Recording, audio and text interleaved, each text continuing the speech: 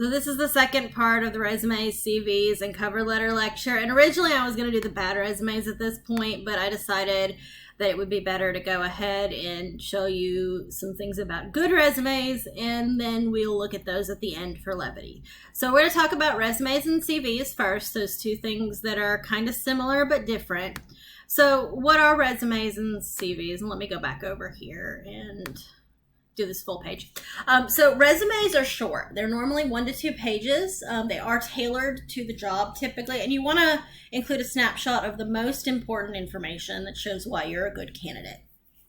CVs are much longer. They're much more static, and they're much more focused on the whole life and career and giving a longer, more in-depth version of you as a person. So you might think of it like, say you take a picture of a fly with a camera and you just zoom in on that fly. It's very macro, and all you see is that fly sitting on a leaf. Well, that kind of is the resume. You're looking at the fly and the leaf. But let's say you zoom out and you look at the fly on the leaf in the context of the forest. The CV is more that panorama, that wider picture of that includes you and everything around you, and kind of gives a much more in-depth picture of you as a person. So types of resumes. You might think there's only one kind of resume, but there are actually 4 general categories of resumes, and they have different strengths and weaknesses and different purposes. So your chronological resume is your standard resume that most people think of when they think of a resume. It's your job experience is the focus. It's listed in reverse chronological order from most recent to least recent, and then your education, skills, and stuff, if you include them, are on the bottom. It's best for those who are established in a field or with a long work experience, where what they want to emphasize is that work experience and their place in that field. The next kind is called a functional resume, and it's used more by students. The focus at the top, the most important thing, is on skills and general life experiences rather than specifically work experiences. There's not as much of a focus on job history. There's much more focus on the specific lessons learned from a job or from a situation. And it's best for students, those who are new in a field or without much of a work history. So I definitely wanted to include it here. The other thing is, the caveat there is that recruiters know what functional resumes are used for, and sometimes they don't like them as much. So you kind of have to weigh that one out. A combination resume combines elements of chronological and functional resumes. It's probably the most flexible, and it's best for those with some work experience or experience in a field, but who are not established, who don't have an extensive history. And then a targeted resume is created start to finish for a specific job. And increasingly, all the other kinds of resumes are also kind of becoming more targeted, because ideally that's what an employer wants, is a resume written just for them. And so we'll be taking elements of targeted and putting them in the other kinds as we go. So this is a chronological resume. It is sample chronological resume, and I got it from jobdoozy.org. So here you can see the experiences up front, editor-in-chief, when they were editor there, what did they do before that.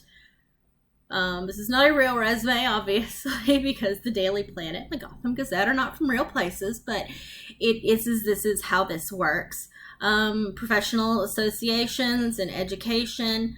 I think there was skills down here, and it might have gotten cut off. So here's a functional resume. So the functional resume, we're starting with the summary. Then we do talk about career experience, but you'll notice that the career experience is focused more on what the person did. There's not a date here, and it's kind of categorized by the types of skills. So this is how this individual's experience in career, or their career experience, how they learned administration, what sort of administration tasks they did. These are the kinds of training and development tasks they did. These are the kind of customer service tasks they did. And then the specific dates and times and jobs are down here. So it's just really short. And then below that would be the education and any skills if necessary, or the education and the affiliations if necessary, because the skills are focused up here. So I don't know why our PowerPoint decided on a different color for this one, but it did. So here's a combined resume. So here we have the guy's name and his contact information, a career summary. Then we have the skills and work experience for specific positions. So this is skills. So this is specifically talking about the most important skills, and then he kind of does a chronological resume down here. So that's what makes it combined, is it takes this part, which is the functional resume, and this part, which is the chronological resume, and combines them. And then a targeted resume.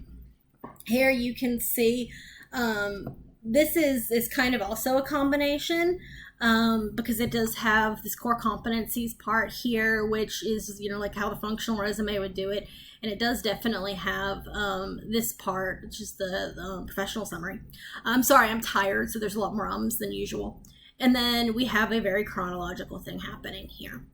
So these are kind of examples of the 4 types of resumes. And really and truly, you end up kind of with hybrids of them as you go. They do end up kind of combining with each other. So some steps to writing a resume. So like with anything else, it's a good idea to do some pre-writing first. So you want to list your job and educational experience, any accomplishments and skills you have. Think about what you want in a job and think about what you've accomplished. These are good things to kind of list as you're writing it down. Then you want to do your research on the company and figure out what your audience wants to hear from you. So some good things to look at are values, the mission statement, the culture, and what's that company known for? What are they proud of? And then ask yourself some questions. So what do you know about the company you're applying to? And hopefully from step 2, you'll be able to develop that answer. Why do you think you'd be a good fit for this position? Why do you want this job? What will it do for you other than money? And how does your experience show that you'd be good at this job? And so these are some good things, questions to kind of jot down answers to before you move forward, because this is really going to help you target what you're doing as you go. So the part above the fold is the summary and your contact information. So this is the top part of the resume where you put your contact information. Increasingly, they want social media presence, so things like your Facebook, LinkedIn. I know that's controversial, but it is what a lot of employers want. And your summary, whether you call it a professional summary or a career summary, both names work. But that's what's at the above the fold part. And so writing a good career summary professional statement, first thing you want to do is think about your skills and what you know about the company, then choose the most relevant skills for the job you're applying for, and then translate your list of skills into sentences to create a very short paragraph. So let's say I had this list of skills. I'm a good communicator. I'm able to balance budgets and slash workforce costs. I graduated with lean training. I led a team in Mexico last year, and I'm cross-trained in medical sales and accounting. None of that is actually true for me, but let's pretend that it is. So my professional statement might be innovative, dedicated business and finance director with multiple years experience working with multifunctional teams and global business units. Skilled leader credited for a collaborative communication process. Sigma 6 lean specialist skilled at balancing budgets, improving efficiencies, and decreasing workforce costs without the need for job cuts. So this is just kind of a fancier way of saying what he said here. So that it sounds much more impressive than this does. And then to finish the above the fold, you're going to end with a sentence that highlights what you can bring to the company. So some questions you might want to ask yourself to develop that final sentence are, what impact do you hope to have? How do you stand out from other applicants? So what makes you different? How could your previous accomplishments translate to future success in this position? And finally, make sure you proofread it, because one of the biggest mistakes is not proofreading, and it makes employers think you don't take the job seriously. It also makes it look like you don't pay attention to details. So then you're going to want to organize your information before you go any further with the resume writing process. So you're going to want to make some decisions. So what kind of format do you want to use? Which of the resume formats that we talked about earlier do you think is going to be the best fit for what you need? What do you want to emphasize about your experience? Do you want to emphasize your career? Do you want to emphasize certain skills? Do you want to emphasize your education? Because whatever you want to emphasize, it's going to need to go a little closer to the top. You want to put the most important experience section first, and you want to organize kind of into subsections. So some common sections that people put on resumes are career experience, education, volunteer work, awards and publications, and skills.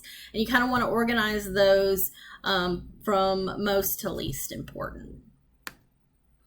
So then you're going to include your education, or you can write the education portion. So the big things you want to include are the name of your school, location, the degree you obtained if you obtained one, your field of study, graduation year. And sometimes you might want to include your GPA if it's very high, and relevant coursework if you don't have a whole lot of job experience. If you do have a lot of job experience, then you want to focus on that above education. But if you've just graduated, then it can be helpful to demonstrate that you've taken courses in the field that you're applying in.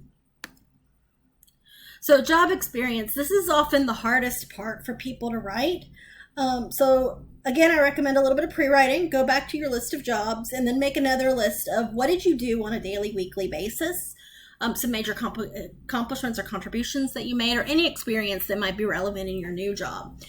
And I think most people find that when they actually go through what they did every day, it becomes a lot easier to write these bullets, and they end up with more bullets than they originally thought they'd have. Whereas when you kind of sit there and go, what did I do? You just stop and have a blank page. So this really helps to kind of nail down the specific things that you did. And if you're still struggling, go back and return to the job description for the job that you're applying for, or for the job that you did before. So if you have your old job description lying around, or you can find it online, or you can find something very similar in a similar industry, then it can be a really good starting point to figuring out what you want to include in your job experience section. If you have the new job description for the job you're applying for, then it can help you provide inspiration, because you might look at it and go, oh yeah, I did something like that in my old job. And then that's something you definitely want to include as well. So writing these bullet parts in the resume is really one of the hardest parts of resume writing. You want to be specific. So you want to try to find numbers. How many people did you help? How many things did you accomplish? And you want to say how frequently you did it. So how often did you help people? How often did you accomplish these tasks? And then finally, probably the most important part is the impact. So what impact did you have on other people in the company? And in other words, why is what you did important? You want to use active verbs. Make sure you use present tense for current job and past tense for any jobs that you no longer hold, and be consistent with your tenses, because that's a grammar error that people do notice. So there's a formula for impact-driven statements. So you want to start with an action verb, then say how many people or things that you did, over what time period, and why it was important, what was the impact. So I might say I tutored 20 students per week in English and composition for an average grade increase of 1 letter grade per student. So this is my action verb, tutored. How many? I tutored over what time frame? 20 students per week. And in this case, I want to say what subject. So in English and composition. And then an average increase of 1 letter grade per student would be the impact. You also probably have a skills section. Skills can be either hard skills or soft skills. Hard skills are skills that are teachable and quantifiable. So they're things that you can be tested on or learn in the classroom. Soft skills are more social. They are learned with experience. They are not teachable, and are very difficult to quantify.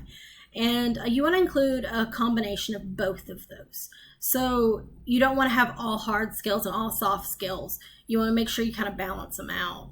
A little more information on that. So here's hard skills, and I just borrowed this from somewhere online, but they're teachable skills or skill sets that are easy to quantify. So how proficient are you in a foreign language, like a degree or certification? What is your typing speed? Certain computer codes that you might be proficient in.